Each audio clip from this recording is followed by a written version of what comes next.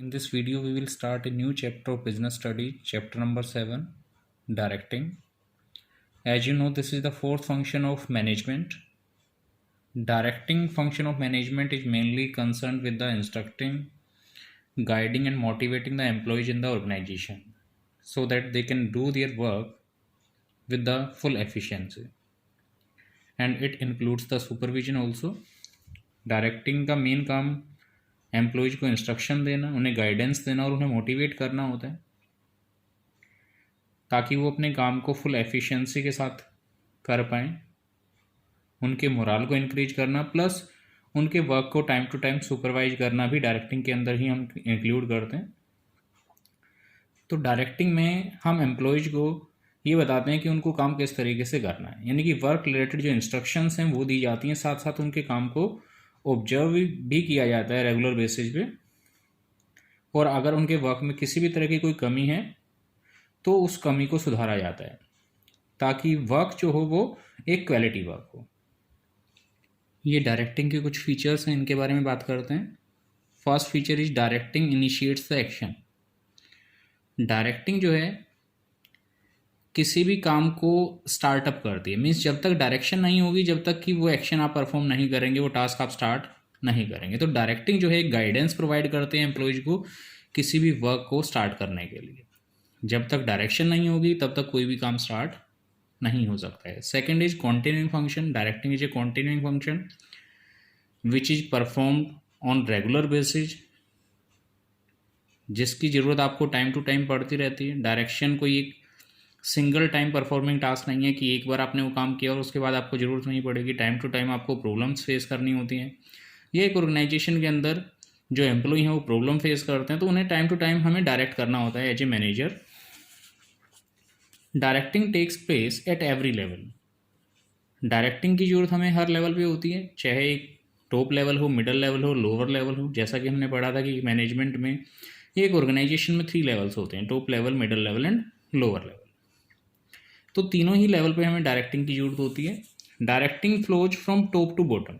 Directing जो है हमेशा सुपीरियर टू सुबॉर्डिनेट चलती है, मीन्स हमेशा एक सुपीरियर ही अपने सुबॉर्डिनेट को गाइडेंस देता है। कभी भी सुबॉर्डिनेट अपने सीनियर को कोई गाइडेंस या डायरेक्शन प्रोवाइड नहीं करता है कि उसे काम किस तरीके से करना है। हमेशा डायरेक्शन देने का काम किसका होता है, बॉस का या सुपीरियर का।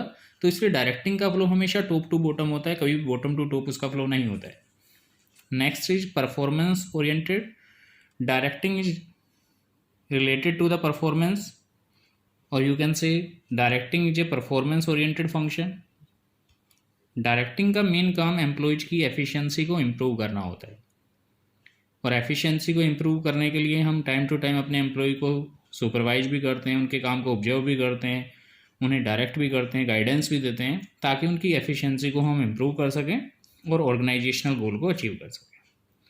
And the last feature is human element. कि डायरेक्टिंग फंक्शन जो है वो मैन पावर से रिलेटेड है, यानी कि डायरेक्शन किसको दी जाती है, मैन पावर को।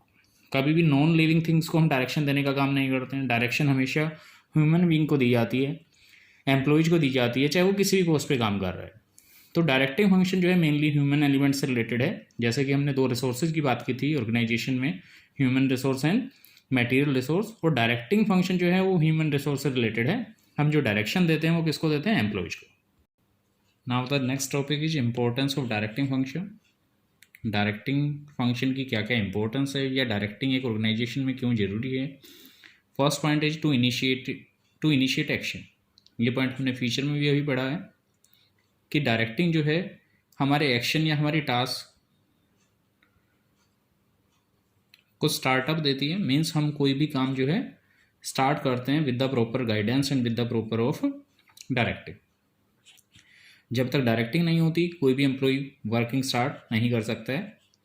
To integrate the employees effort. Directing जो है एम्प्लॉयज के एफर्ट्स को इंटीग्रेट करने का काम करती है। मीन्स एक ऑर्गेनाइजेशन में जो एम्प्लॉय हैं वो डिफरेंट डिपार्टमेंट्स में डिफरेंट जॉब पोजीशंस पे काम करते हैं और सभी जो है अपने मेन ऑब्जेक्टिव या डिपार्टमेंटल ऑब्जेक्टिव के फेवर में काम करते हैं। उनका मेन एम क्या होता है, डिपार्टमेंटल ऑब्जेक्टिव को अचीव करना। सभी एफर्ट करते हैं लेकिन उन सभी का एफर्ट जो है कॉमन गोल के लिए होता है जो कि ऑर्गेनाइजेशनल गोल है।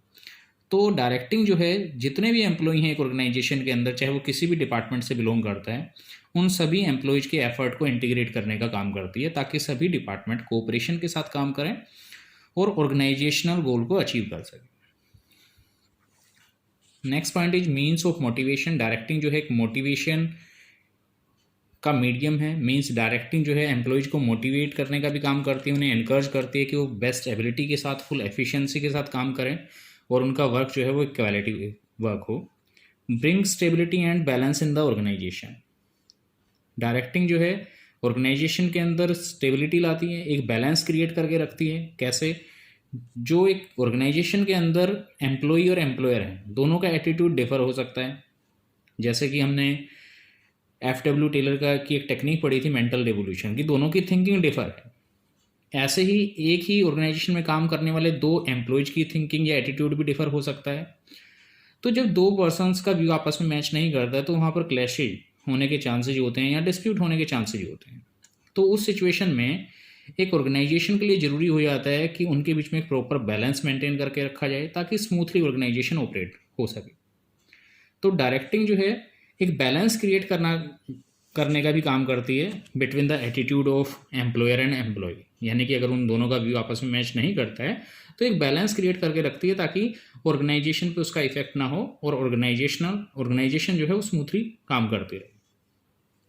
And the last point of importance is to facilitate change. Means कोई भी चेंज हम लाना चाहते हैं किसी भी डिपार्टमेंट में, कोई भी टेक्नोलॉजिकल चेंज है या किसी भी तरह का कोई चेंज है, तो नॉर्मली हम क्या देखते हैं कि एम्प्लॉयज उसका अपोज करते हैं। मीन्स अब एम्प्लॉय जो है उस चेंज को इम्प्लीमेंट नहीं करने देना चाहते या उस पर काम करना नहीं चाहते। जैसे कि मान लीजिए कि हमें कंप्यूटराइज सिस्टम को अडोप्ट करना है, तो एम्प्लॉय जो है उस कंप्यूटराइज सिस्टम को अडोप्ट करने के लिए एग्री नहीं होते हैं। क्यों? क्योंकि उन्हें नई चीज़ें सीखनी पड़ेगी, उन्हें ये लगता है कि वो उन चीज़ों को नहीं सीख पाएंगे।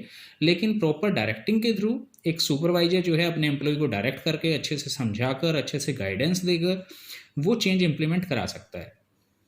प्रॉपरली हम उन्हें गाइड कर सकते हैं कि जो ये न्यू टेक्नोलॉजी आपको सिखाई जा रही है वो आपकी मार्केट वैल्यू को इंक्रीज करेगी, आपको नई टेक्नोलॉजी को यूज करना आएगा, आप नई चीज़ें सीखेंगे और उससे आपको कुछ ना कुछ बेनिफिट ही होगा। तो इस तरीके से हम एम्प्लॉय को अपने फेवर में करके उस चेंज को भी इम्प्लीमेंट कर सकते हैं। तो डायरेक्टिंग एक तरीके से किसी भी चेंज को ऑर्गेनाइजेशन में इम्प्लीमेंट करने में भी हेल्प करती है।